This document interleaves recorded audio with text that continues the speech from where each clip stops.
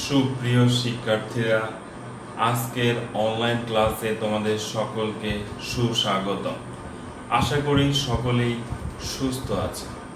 আমরা পড়ছিলাম আমাদের পদার্থবিজ্ঞান দ্বিতীয় পত্রের তৃতীয় অধ্যায় জলতড়িৎ।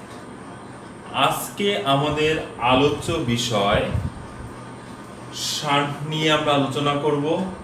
তারপরে শান্ট মূল প্রবাহের সাথে গ্যালভানোমিটার ও শান্ট প্রবাহের সম্পর্ক সূচক সমীকরণ নিয়ে আমরা আলোচনা করব।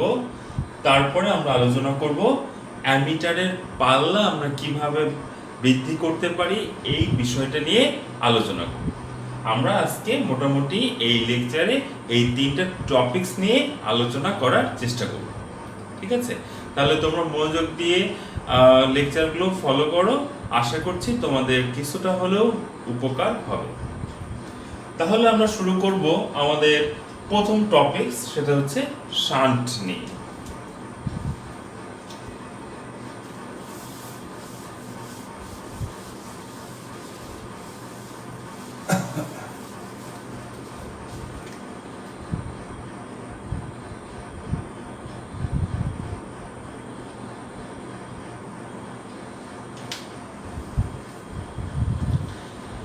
শান্ট কি, এই বিষয়টাতে যাওয়ার আগে আমরা জানবো গ্যালভানোমিটার কি।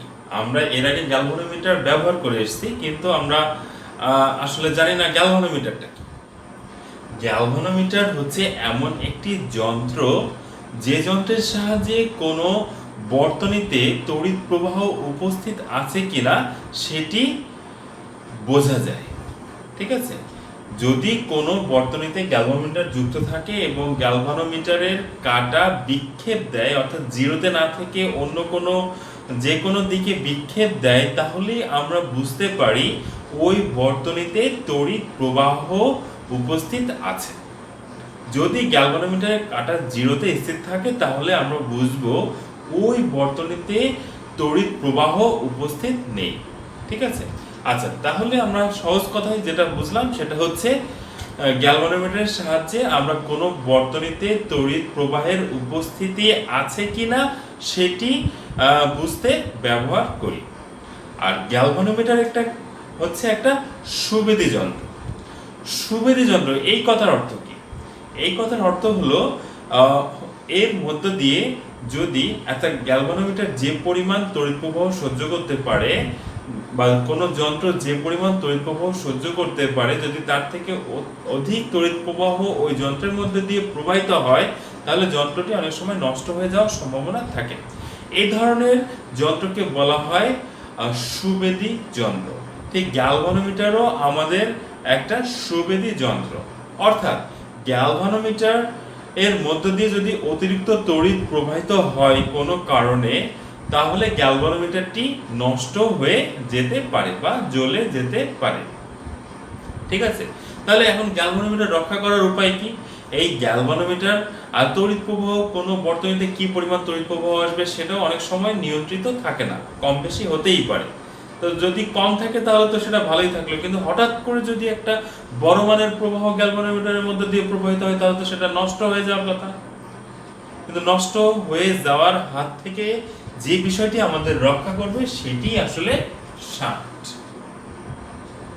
অর্থাৎ গ্যালভানোমিটারের মতো সূক্ষ্ম ও সুবেদী যন্ত্রগুলো, গ্যালভানোমিটারের মতো সূক্ষ্ম ও সুবেদী যন্ত্রগুলোর মধ্য দিয়ে যাতে অধিক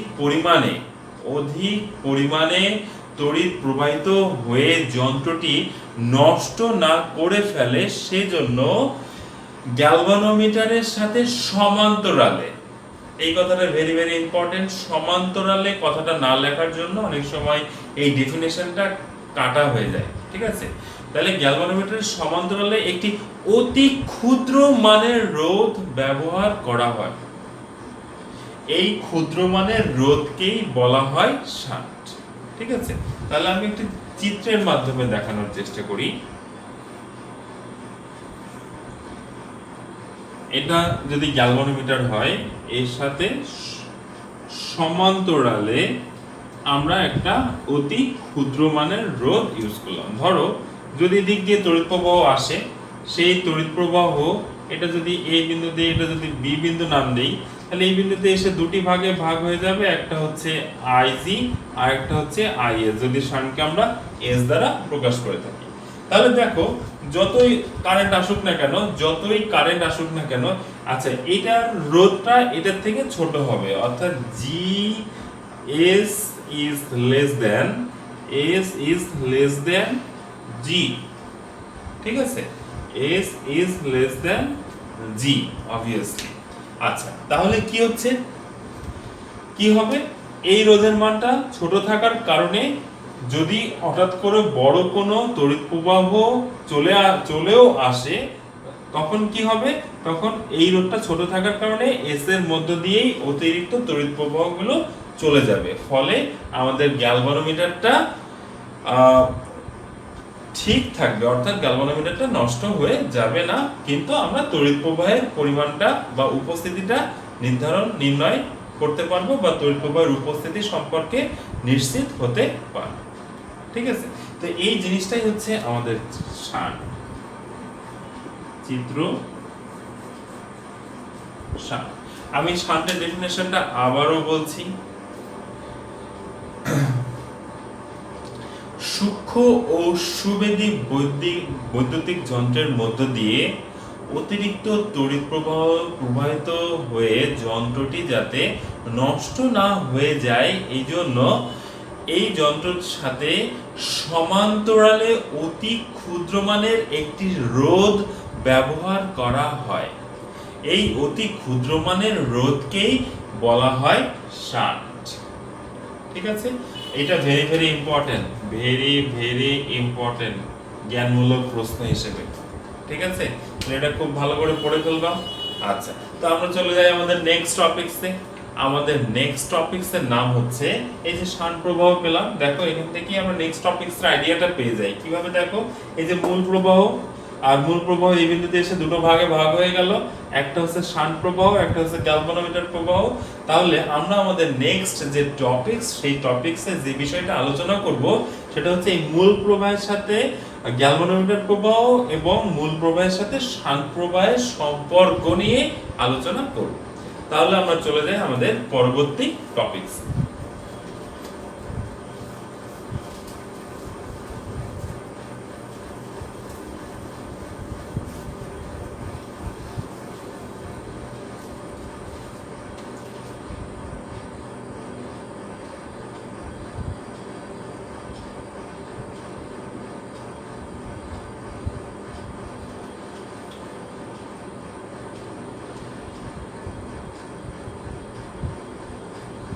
মিটার ও শান্ট প্রবাহের সম্পর্ক।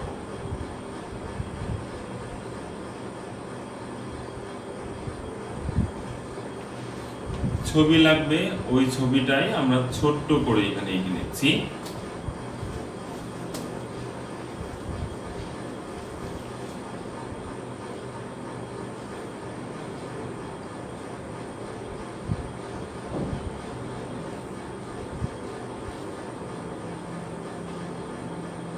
ঠিক আছে, আই প্রবাহ আসলো, এটা এ বিন্দু, এটা বি বিন্দু, অবশ্যই V A greater than V B, তাহলে এটা দুই ভাগে ভাগ হয়ে গেল, একটা আইজি আর একটা হচ্ছে আইএস, আবার সে আইএস আইজি মিলিত হয়ে আই নাম ধারণ করলো। ঠিক আছে, তাহলে এটা হচ্ছে আমাদের শান্ট। তাহলে দেখো, আমরা মূল প্রবাহের সাথে শান্ট প্রবাহের সম্পর্ক সূচক সমীকরণ আনার জন্য আমাদের প্রয়োজনীয় চিত্রটি এঁকে নিলাম। এক্ষেত্রে আমরা দেখতে পাচ্ছি মূল প্রবাহ আই এ বিন্দুতে এসে, আচ্ছা তার আগে বলে নেই এ বিন্দু এবং বি বিন্দুর বিভব হচ্ছে যথাক্রমে ভিএ এবং ভিবি। যেহেতু ভিএ গ্রেটার দেন ভিবি, তাহলে এ থেকে বি এর দিকে তড়িৎ প্রবাহিত হবে। আচ্ছা, তাহলে এখন কিভাবে হবে, যদি মূল প্রবাহ আই এই বিন্দুতে এসে দুটি ভাগে ভাগ হয়ে গেল, একটা হচ্ছে আইজি, একটা হচ্ছে আইএস। আইজি জি এর মধ্যে দিয়ে বি বিন্দুতে আসলো, আইএস শান্টের মধ্যে দিয়ে বি বিন্দুতে এসে মূল প্রবাহ আই হয়ে চলে গেল। ঠিক আছে, আচ্ছা এখানে দেখো আমরা জানি কি সমান্তরাল সমান্তরাল এটা একটা সমান্তরাল সমবায় হয়ে গেছে, রোধের সমান্তরাল সমবায়। এখানে গ্যালভানোমিটারের রোধকে আমরা জি হিসেবে চিহ্নিত করি। তো মোট এখানে সমান্তরাল সমবায়ের ক্ষেত্রে আমরা কি জানি যে প্রতিটা রোধের দুই প্রান্তে বিভব পার্থক্য সেম থাকে, ঠিক আছে। আচ্ছা, তো এখন আমরা এই জিনিসটা ব্যাখ্যার জন্য কারশফের সূত্র নিয়েই আলোচনা করব, মানে কারশফের সূত্র দিয়েই আমরা এটাকে ব্যাখ্যা করার চেষ্টা করব। তো তোমরা আগের ক্লাসে কারশফের সূত্রগুলো দেখেছো। তো এখন কারশফের সূত্রের ক্ষেত্রে আমরা যেটা পাই, একটা জাংশন বিন্দু, বিন্দুতে দেখো কারেন্টটা একটা জাংশন পয়েন্ট, ঠিক আছে। তাহলে এখানে কি হলো, এই বিন্দুতে ইনপুট কোনটা? ইনপুট হচ্ছে আই এবং আউটপুট কোনটা? IG is. আমরা জানি input current equal to output current, তাহলে আমরা লিখতে পারি I equal to IG plus is. এটা 1 নম্বর সমীকরণ দিয়ে রেখে দাও। এখন দেখো, যেহেতু আমরা জানি সমান্তরাল সমবায়ের ক্ষেত্রে রোধের দুই প্রান্তের যে কোনো রোধের, এই রোধের দুই প্রান্তের বিভব যা হবে, এই রোধের দুই প্রান্তের বিভব তাই হবে। তাই আমরা ওহমের সূত্র অনুযায়ী লিখতে পারি কি, ওহমের সূত্র অনুযায়ী আমরা লিখতে পারি VA minus VB equal to IG G, V equal to IR থেকে, V ইকুয়াল টু IR থেকে, V ইকুয়াল টু IR ওহমের সূত্র থেকে আমরা এটা লিখতে পারি। আবার এটা নাম দাও 2। আবার আমরা লিখতে পারি VA minus VB equal to, দেখো শান্ট কারেন্টের জন্য লিখতে পারি, শান্ট রোধের জন্য লিখতে পারি IS ইনটু X। এটার নাম দাও 3। দেখো 2 ও 3 থেকে 2 ও 3 তুলনা করে, 2 ও 3 তুলনা করে আমরা কি পেয়ে গেলাম? দেখো IG G equal to IS S. Okay, তাহলে সবাই বুঝতে পেরেছো? এটা ওহমের সূত্র থেকে প্রতিটা রোধের জন্য আমরা ওহমের সূত্র অনুযায়ী এটা লিখতে পারি। গ্যালভানোমিটারের জন্য একবার সূত্রটা প্রয়োগ করলাম, শান্টের জন্য সূত্রটা আরেকবার প্রয়োগ করলাম। এখন দেখা যাচ্ছে দুই প্রান্তের বিভব পার্থক্য যেহেতু সমান, তাহলে আমরা এটা তুলনা করে ইকুয়েশন 2 এবং ইকুয়েশন 3 তুলনা করে আমরা যেটা পাই IG equal to IS S. আচ্ছা, তাহলে এখন আমরা এই অংশটা মুছে ফেলি। তোমরা সমীকরণগুলো তুলে রাখবে। এখন দেখো, এখান থেকে আমি কি লিখতে পারি? এখান থেকে আমি লিখতে পারি IG by IS equal two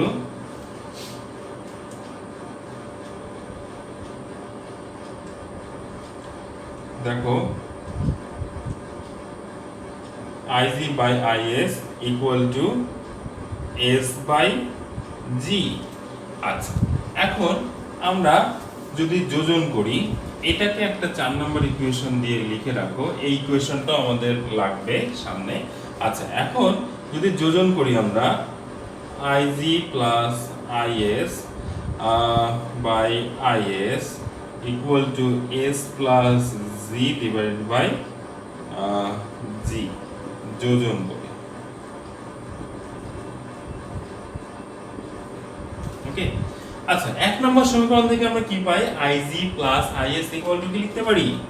IG plus IS equal to I by IS equal to S plus G divided by G।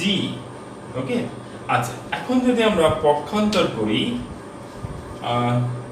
এই 4 নম্বর ইকুয়েশনটা আমি লিখে দেব সাইডে, IG IS equal to S G। ওকে, এখন যদি এটাকে আমরা পক্ষান্তর করি, ঠিক আছে, তাহলে আমরা এটাকে কি লিখতে পারি? পক্ষান্তর করে আমরা এটাকে লিখতে পারি বা IS by I equal to G S plus G। সুতরাং এই যে IS equal to G S plus G into I, এই হলো গিয়ে মূল প্রবাহের সাথে শান্ট প্রবাহের সম্পর্ক, ঠিক আছে। মূল প্রবাহের সাথে, এই যে মূল প্রবাহ এবং এটা হচ্ছে শান্ত প্রবাহ, এটাই হচ্ছে মূল প্রবাহের সাথে শান্ত প্রবাহের সম্পর্ক। তাহলে কিভাবে সম্পর্কিত? শান্ত প্রবাহটা হচ্ছে মূল প্রবাহের G divided by S plus G গুণ, ঠিক আছে? বা আমরা আরেকটা ভাবে দেখতে পারি, এটা আমরা তড়িৎ কারেন্ট ডিভাইডেড রুল সিডিআর বা তড়িৎ প্রবাহ বিভাজন নীতি থেকে আমরা দেখেছি যে যেই শাখার কারেন্ট নির্ণয় করতে হবে, আমরা উপরে তার বিপরীত শাখার রোধ নেই, তাহলে এস এর মধ্য দিয়ে যদি কারেন্ট নির্ধারণ করতে হয় শান্তির মধ্য দিয়ে, তাহলে তার বিপরীত রোধ কোনটা? গ্যালভানোমিটার। তাহলে গ্যালভানোমিটার রোধ ডিভাইডেড বাই মোট রোধ ইনটু ওই বর্তনীর মোট তড়িৎ প্রবাহ, ঠিক আছে? আচ্ছা, তো সুতরাং এটা কি আমরা লিখে নেই, এটা একটা সমীকরণ, এটা আমাদের একটা ফাইনাল সমীকরণ, সেটা হচ্ছে মূল প্রবাহের সাথে শান্ত প্রবাহের সম্পর্ক, ঠিক আছে? আচ্ছা, তো দেখো আমাদের একটা ইকুয়েশন অলরেডি চলে এসেছে, এটা একটা ইকুয়েশন চলে এসেছে, এটা আমরা মুছে ফেলবো আমাদের জায়গা স্বল্পতার কারণে। আশা করছি তোমরা লিখে ফেলেছো স্টেপ বাই স্টেপ, আমি এটা মুছে ফেলছি। আবার ইকুয়েশন 4 থেকে, সমীকরণ 4 থেকে আমরা লিখতে পারি, 4 ইকুয়েশনটা আবার আমরা লিখে ফেলি, is equal to s by z,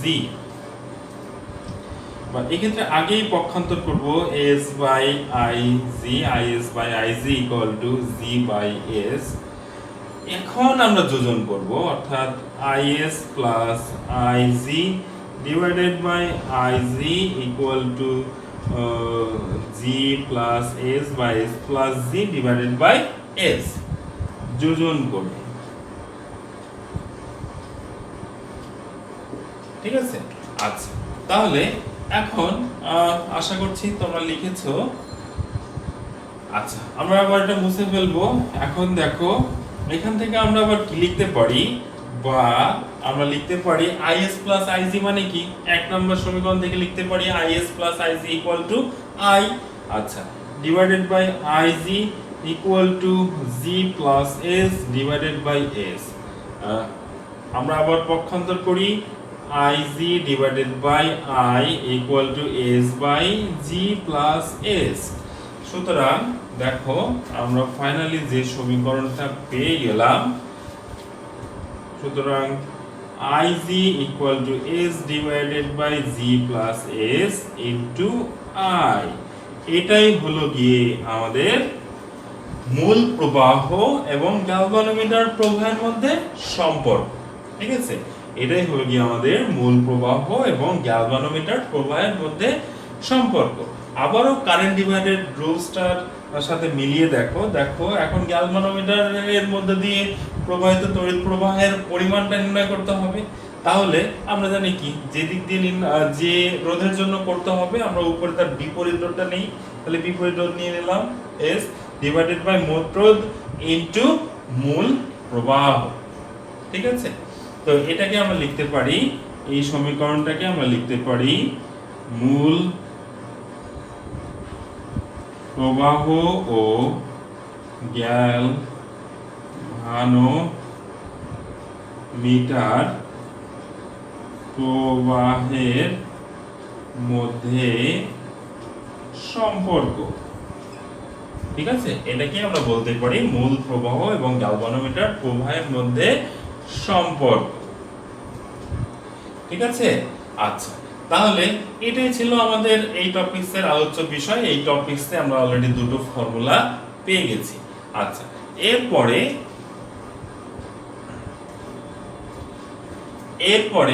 আমরা আলোচনা করব অ্যামিটারের পাল্লা বৃদ্ধি টপিকসটা নিয়ে, ঠিক আছে? অ্যামিটারের পাল্লা বৃদ্ধির টপিকসটা নিয়ে, অর্থাৎ এই টপিকস থেকে ওই টপিকসে কিভাবে গেল। দেখো, গ্যালভানোমিটারকে আমরা অ্যামিটার হিসেবেও ব্যবহার করতে পারি। অ্যামিটার কি? অ্যামিটার হচ্ছে যে যন্ত্রের সাহায্যে কোনো বর্তনী থেকে আমরা সরাসরি তড়িৎ প্রবাহ নির্ণয় করতে পারি সেই যন্ত্রকেই বলা হয় হচ্ছে অ্যামিটার। ঠিক আছে, তো গ্যালভানোমিটারকে আমরা অ্যামিটার হিসেবে ব্যবহার করতে পারি যেখানে শান্টকে সমান্তরালে ব্যবহার করা হয়, বা এই যে যে সার্কিটটা তোমরা দেখতে পাচ্ছ এই সার্কিটই একাধারে একটা গ্যালভানোমিটার সার্কিট, বা এই সার্কিটকেই আমরা আবার বলতে পারি হচ্ছে অ্যামিটার।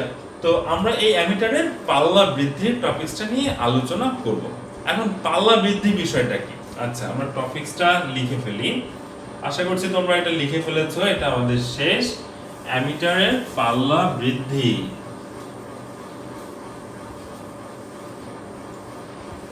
তাহলে আমাদের 3 নম্বর টপিকস কি? অ্যামিটারের পাল্লা বৃদ্ধি।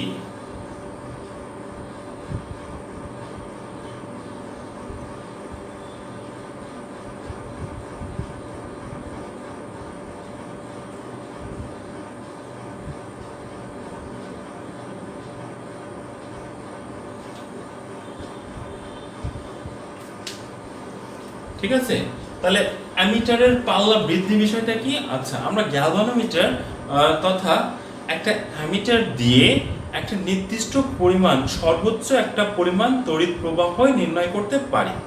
আচ্ছা, কিন্তু আমার এখন দরকার ওই, সাপোজ আমি সংখ্যা দিয়ে যদি বলি যে একটা গ্যালভানোমিটার আমার কাছে আছে, যে গ্যালভানোমিটার দিয়ে আমি সর্বোচ্চ 5 অ্যাম্পিয়ার পর্যন্ত তড়িৎ প্রবাহ মাপতে পারি।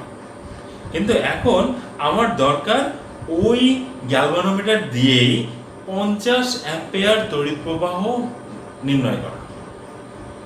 ঠিক আছে, তাহলে আমাকে কি করতে হবে? এই যে যে বিষয়টা, সর্বোচ্চ আমি 5 অ্যাম্পিয়ার নির্ণয় করতে পারতাম, কিন্তু আমাকে প্রয়োজন, আমার এখন প্রয়োজন আমার ওই গ্যালভানোমিটার বা অ্যামিটার দিয়ে 50 অ্যাম্পিয়ার তড়িৎ প্রবাহ নির্ণয় করা। কিভাবে করব? এই বিষয়টাই হচ্ছে অ্যামিটারের পাল্লা বৃদ্ধি। ঠিক আছে, আচ্ছা, তাহলে অ্যামিটারের পাল্লা বৃদ্ধি আমরা কিভাবে করতে পারি ওটা নিয়ে আমরা আবার একটা ফিগার আঁকি, ওই ফিগারটাই আসলে আঁকবো।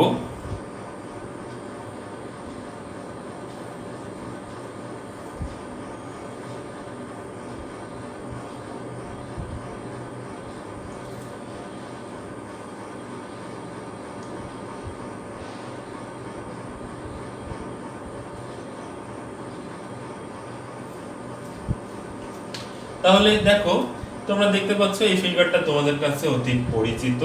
তো দেখো,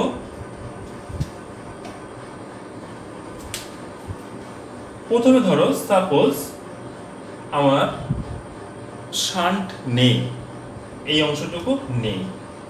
ঠিক আছে, তাহলে কি হবে?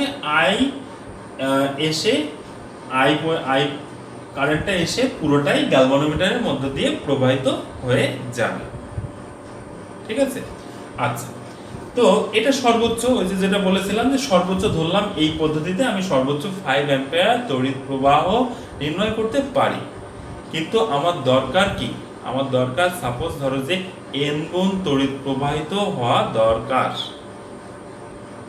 ঠিক আছে, অর্থাৎ আমার এই গ্যালভানোমিটারের মধ্য দিয়ে পাল্লা বৃদ্ধির জন্য যে তড়িৎ প্রবাহ হওয়া দরকার সেটা হচ্ছে I প্রাইম তড়িৎ প্রবাহ। ধরে সাপোজ 50 অ্যাম্পিয়ার যে কথাটা বললাম সেটা হচ্ছে আমার I প্রাইম, অর্থাৎ সর্বোচ্চ যেটা মাপতে পারতো তার থেকেও কয়েক গুণ বেশি তড়িৎ প্রবাহ মাপতে হবে, সেই প্রবাহটাকে আমি ধরে নিলাম I প্রাইম। ঠিক আছে, তাহলে I প্রাইম ইকুয়াল টু কি? সাপোজ NI, মানে I এর n গুণ তড়িৎ প্রবাহ এর মধ্য দিয়ে মাপতে হবে। এই n টাকেই বলা হয় হচ্ছে অ্যামিটারের পাল্লা। এনটাকে কি বলা হয়? n ইকুয়াল টু অ্যামিটারের পাল্লা। তাহলে দেখো n ইকুয়াল টু আমি কি পাচ্ছি? I প্রাইম বাই হচ্ছে I। n ইকুয়াল টু আমি এখান থেকে কি লিখতে পারি? I prime by I। Okay, আচ্ছা, এখন দেখো আমার এই I প্রাইম কারেন্ট কার মধ্যে দিয়ে যেতে হবে? আই প্রাইম কারেন্ট যেতে হবে গ্যালভানোমিটারের মধ্য দিয়ে। ঠিক আছে, আই প্রাইম কারেন্ট যেতে হবে গ্যালভানোমিটারের মধ্য দিয়ে। আচ্ছা, তাহলে আই প্রাইম যেহেতু যেতে হবে গ্যালভানোমিটারের মধ্য দিয়ে, আই প্রাইম যেতে হবে, এটা এখানে না দেই, এটা যেতে হবে আই প্রাইম যেতে হবে গ্যালভানোমিটারের মধ্য দিয়ে। তাহলে এই ক্ষেত্রে আমি কি লিখতে পারি, IG equal to into N I, আর গ্যালভানোমিটার কারেন্টের জন্য আমরা কি জানি, S divided by S plus G. ঠিক আছে, আচ্ছা আবার দেখো, আচ্ছা এটা আমরা জানি ইনটু আই, এটা আমরা জানি। এখন আমাকে এই গ্যালভানোমিটারের মধ্য দিয়ে আই পরিমাণ তড়িৎ প্রবাহ যেতে হবে। তাহলে আমার পরিবর্তিত কারেন্ট আই ইকুয়াল টু, আমি কি লিখতে পারি, ইনটু এন আই। তাহলে এই এন আই এর সাথে আমি মানে আইজি গুণ দিব, IG S divided by S plus G. Okay, এখন দেখো, এখন যদি আমরা উভয় পক্ষ থেকে আই এর মানটা কেটে দেই, তাহলে এখানে থাকলো কি, এখানে থাকলো S by S plus G into N equal to 1। Okay, আচ্ছা তো দেখো এখানে আবার দেখো, এই এনটাকে বলা হয় অ্যামিটারের পাল্লা। অ্যামিটারের পাল্লার এই জিনিসটা হচ্ছে, সূত্র হচ্ছে n equal to I prime by I. ঠিক আছে, আচ্ছা এটাকে আমি সাধারণত এইভাবে লিখি, যা মাপতে হবে আর সর্বোচ্চ যা মাপা যায়, যে প্রবাহ মাপতে হবে, যে প্রবাহ মাপতে হবে আর যে প্রবাহ মাপা যায়, এভাবে সহজে মনে রাখতে পারো। আচ্ছা, তাহলে আমার বর্তমান তড়িৎ প্রবাহ কত, I prime equal to N I, আর আইজি ইকুয়াল টু গ্যালভানোমিটারের মধ্য দিয়ে যেতে হবে, আইজি ইকুয়াল টু আমরা কি জানি, S by S plus G into I. Previous lecture থেকে, প্রিভিয়াস অংশ থেকে আমরা জানি। আচ্ছা, এখন এই আইজি এর ভেতর দিয়ে কি পরিমাণ কারেন্ট যেতে হবে, আই পরিমাণ কারেন্ট যেতে হবে। তাহলে আই ইকুয়াল টু আমরা কি লিখতে পারি, আই ইকুয়াল টু আমরা লিখতে পারি, এখন এই আই প্রাইমটা আসলে এন আই গুণ, অর্থাৎ আমরা এখানে যেটা করতে পারি সেটা হচ্ছে এর সাথে এই অংশের আইজি দিয়ে যেটা যেত নতুন করে, তার সাথে আমরা এন আই গুণ করতে পারি নতুন প্রবাহটা যাওয়ার জন্য। তাহলে এখান থেকে আই আই কাটা, তাহলে আমার থাকলো কি, S by S plus G into N equal to 1। Okay, আচ্ছা এখন এখান থেকে আমরা মুছতে ফেলি এই ইকুয়েশন গুলো। দেখো এখান থেকে আমরা কি লিখতে পারি, এখান থেকে আমরা লিখতে পারি এন এস ক্রস মাল্টিপ্লিকেশন করে লিখতে পারি N S S plus G, বা আমরা লিখতে পারি N S minus S equal to G, বা এস যদি আমরা কমন নিই N minus 1 S equal to G. সুতরাং S equal to G divide by N minus 1। অর্থাৎ আমরা যদি এই বর্তনীর ভেতর দিয়ে, এই অ্যামিটারের ভেতর দিয়ে যদি পাল্লা বৃদ্ধি করতে চাই, তাহলে যে কাজটা আমাদের এখানে করতে হবে সেটি হলো যে এন এর মানটা বাড়াতে হবে। ঠিক আছে, এন এর মানটাকে বাড়াতে হবে, এন এর মানটা এন এর মানটাকে কমাতে হবে। ঠিক আছে, অর্থাৎ বা সহজে আমি যে বিষয়টা বলতে চাই সেটা হচ্ছে, এর ভেতর দিয়ে যদি তড়িৎ প্রবাহের পরিমাণটা বাড়াতে হয়, তাহলে আস্তে আস্তে শান্টের মানটা কি করতে হবে, বাড়াতে হবে।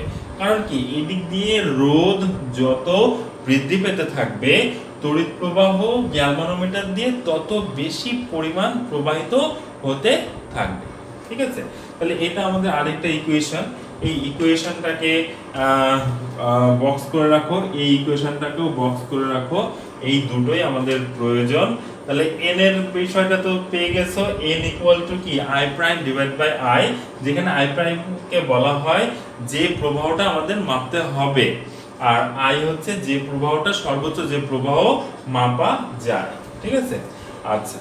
তো দেখো অনেক সময় আমরা যদি গ্যালভানোমিটার মানে এই জিনিসটাই তো অ্যামিটার, তো অনেক সময় আমরা এর রোধ যদি স্মল আর দ্বারা লিখি, অনেক বইতে এটা এইভাবেই লেখা আছে, জি দিয়ে লেখা আছে, অনেক বইতে এখানে অ্যামিটার দিয়ে এই অ্যামিটারের রোধের পরিমাণটাকে লিখেছে হচ্ছে স্মল আর দ্বারা। সেই ক্ষেত্রে এই সমীকরণটাকে আমরা লিখতে পারি s equal to r divide by n minus 1, যেখানে r কে আমরা বলতে পারি অ্যামিটারের রোধ, যেখানে এই স্মল আরটাকে বলতে পারি অ্যামিটার তথা গ্যালভানোমিটারের অভ্যন্তরীণ রোধ।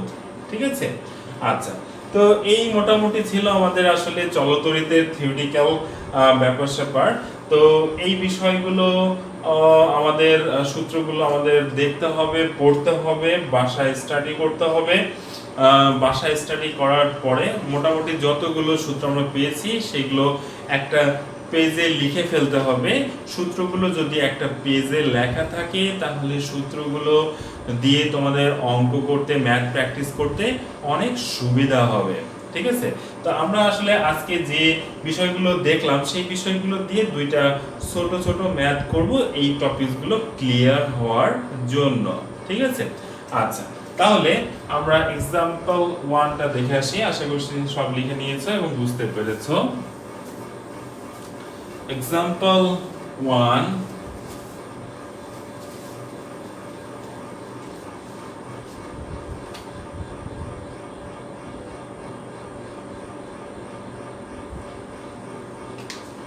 example 1টা হচ্ছে 100 ওহম রোধের একটি গ্যালভানোমিটার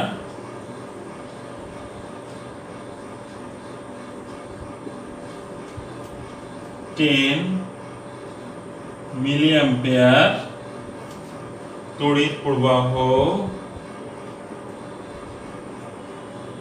নিরাপদে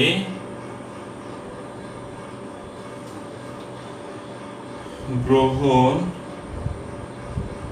করতে পারে। ওকে, আচ্ছা। 10 অ্যাম্পিয়ার তড়িৎ প্রবাহ মাপার জন্য কত রোধের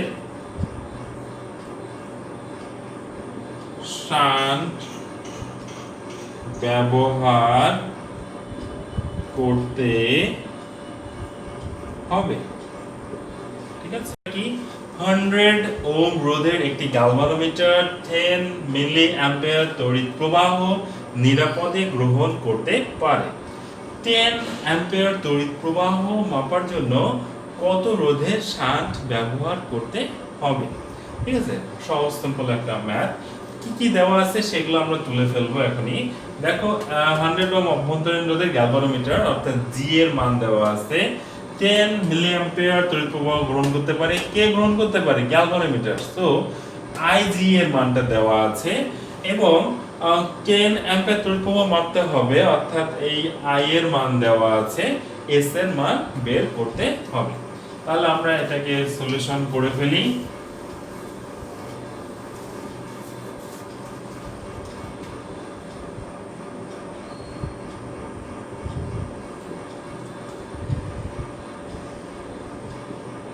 এখানে G ইকুয়াল টু ছিল 100 ওহম, IG ইকুয়াল টু ছিল 10 মিলি অ্যাম্পিয়ার বা 10 ইনটু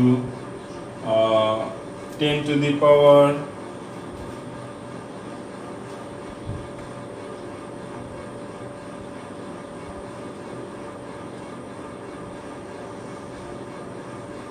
-3 অ্যাম্পিয়ার, তথা এটাকে আমরা লিখতে পারি 10 to the power minus 2 ampere, দেন দেওয়া আছে I equal to 10 ampere এবং S equal to what? দেখো এখন একটা প্রশ্ন থাকতে পারে, প্রশ্ন মনে হতে পারে যে স্যার কখন আমরা আইজি এবং আই সম্পর্কিত ইকুয়েশন ইউজ করব, কখন আমরা আইএস এবং আই সম্পর্কিত ইকুয়েশন ইউজ করব। তো এটা নির্ধারণ করবে হচ্ছে উদ্দীপকে কি কি দেওয়া আছে তার উপরে। যেমন ধরো আমার এই অঙ্কে দেওয়া আছে আইজি এবং আই এর মান, তাহলে আমরা কোন ফর্মুলা ইউজ করব? আইজি অর্থাৎ গ্যালভানোমিটার প্রবাহ এবং মূল প্রবাহ সম্পর্কিত যে ইকুয়েশন আছে সেটি আমরা ব্যবহার করব।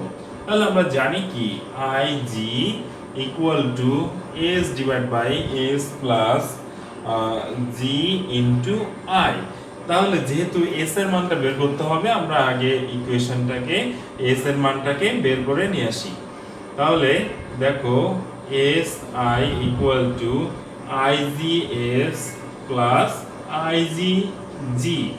যদি আমি এসটাকে এই পাশে নিয়ে আসি তাহলে এবং যদি কমন নেই তাহলে আমরা পেয়ে যাচ্ছি I minus IG into S equal to IGG, বা আমরা লিখতে পারি এস equal to IGG divide by I minus IG। এখন তুমি মানগুলো বসিয়ে দাও। IG এর মান কত? IG এর মান হচ্ছে 10 to the power minus 2 into গ্যালভানোমিটারের রোধ 100, আর এটা হচ্ছে 10 minus 10 to the power minus 2। এটাকে ক্যালকুলেট করলে আমরা পেয়ে যাই 0.1 ওহম। ওকে, সুতরাং গ্যালভানোমিটারের মধ্য দিয়ে 10 অ্যাম্পিয়ার তড়িৎ প্রবাহ নির্ণয় করার জন্য আমাদের শান্ট ইউজ করতে হবে 0.1 ওহমের। সুতরাং শান্টের মান 0.1 ওহম। ঠিক আছে, আশা করছি তোমরা বুঝতে পেরেছো। এইভাবে ছোট ছোট ম্যাথগুলো আগে করে ফেলবে বেসিক ক্লিয়ারের জন্য, দেন তুমি সৃজনশীল অঙ্ক সহজে ধরতে পারবে। ঠিক আছে, তাহলে আমরা পরের ফর্মুলা দিয়ে আমরা আরেকটা যে পরের ফর্মুলা শিখলাম ওই ফর্মুলা দিয়ে আমরা আরেকটা এক্সাম্পল দেখে আসি। ঠিক আছে,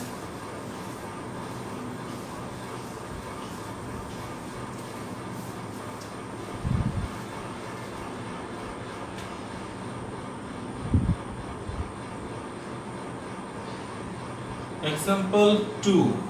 এক্সাম্পল 2 তে আমরা কি পাচ্ছি? একটি অ্যামিটারের অভ্যন্তরীণ রোধ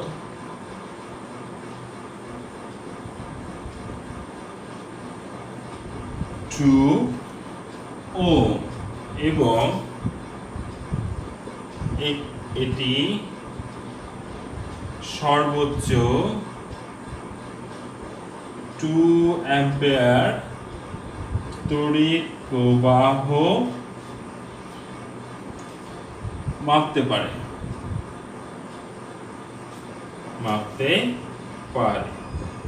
এর সাহায্যে 0.2 অ্যাম্পিয়ার তড়িৎ প্রবাহ মাপতে পারে। এর সাহায্যে 2.0 অ্যাম্পিয়ার পর্যন্ত প্রবাহ মাপতে কি ব্যবস্থা নিতে হবে? ঠিক আছে, তাহলে তড়িৎ প্রবাহ বাড়ানোর বা কমানোর জন্য গ্যালভানোমিটারের রোধ যেহেতু ফিক্সড, আরেকটা ইনফরমেশন আমি দিয়ে দিচ্ছি, গ্যালভানোমিটারের রেজিস্ট্যান্স যেহেতু ফিক্সড, তাহলে তড়িৎ প্রবাহ কমানো বা বাড়ানো এটি নির্ভর করছে সম্পূর্ণ কার উপরে? সম্পূর্ণ শান্টের উপরে। অর্থাৎ শান্টের রোধের পরিমাণ কখনো কমিয়ে আমরা গ্যালভানোমিটারের তড়িৎ প্রবাহ কমাতে পারি, শান্টের তড়িৎ প্রবাহ রেজিস্ট্যান্স বাড়িয়ে আমরা গ্যালভানোমিটারের তড়িৎ প্রবাহ বাড়াতে পারি।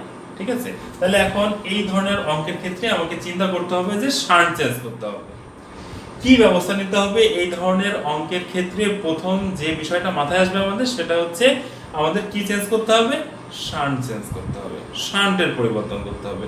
সো শান্টের পরিবর্তন কত করতে হবে এই সংক্রান্ত সূত্রই আমরা কিন্তু পেয়েছি অ্যামিটারের অংশে, ঠিক আছে?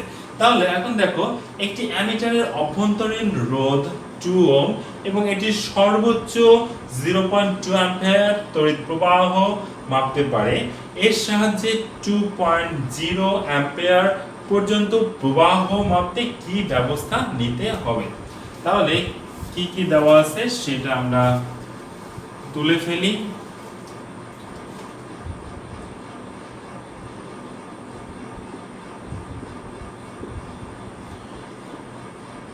এখানে অ্যামিটারের রোধ আমরা R ধরলাম, R এর মান দেওয়া আছে 2 ওহম।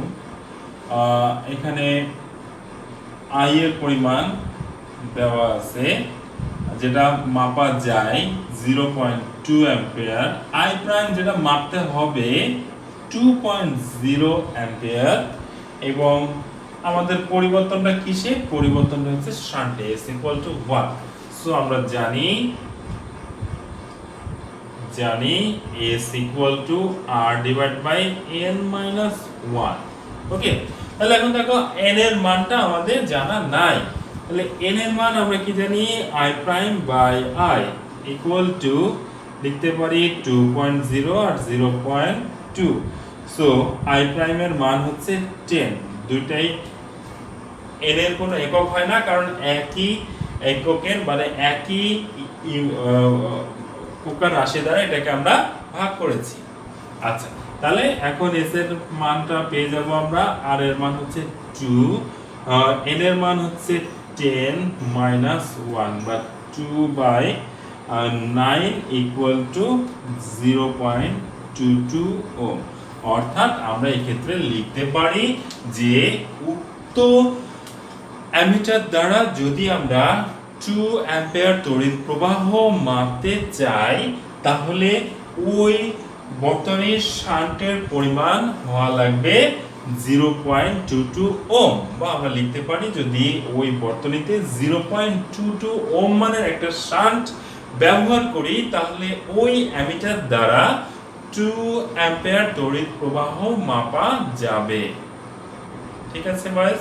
তাহলে এই ছিল মোটামুটি আজকের ক্লাস। আজকের ক্লাসের মধ্য দিয়ে আমরা আমাদের থিওরিটিক্যাল পার্টগুলো শেষ করলাম। নেক্সট ক্লাসগুলোতে আমরা সৃজনশীল প্রশ্নের সমাধান করব। সো সৃজনশীল প্রশ্নগুলো ভালো করে বোঝার জন্য তোমাকে যেটা করতে হবে সেটি হচ্ছে সবগুলো ফর্মুলা, সবগুলো সূত্র একটা পেজে লিখে হোমওয়ার্ক হিসেবে আমাদের কমেন্টসে জানাতে হবে। ঠিক আছে? তো সবাই ভালো থাকো বয়েস, অনেক ধন্যবাদ।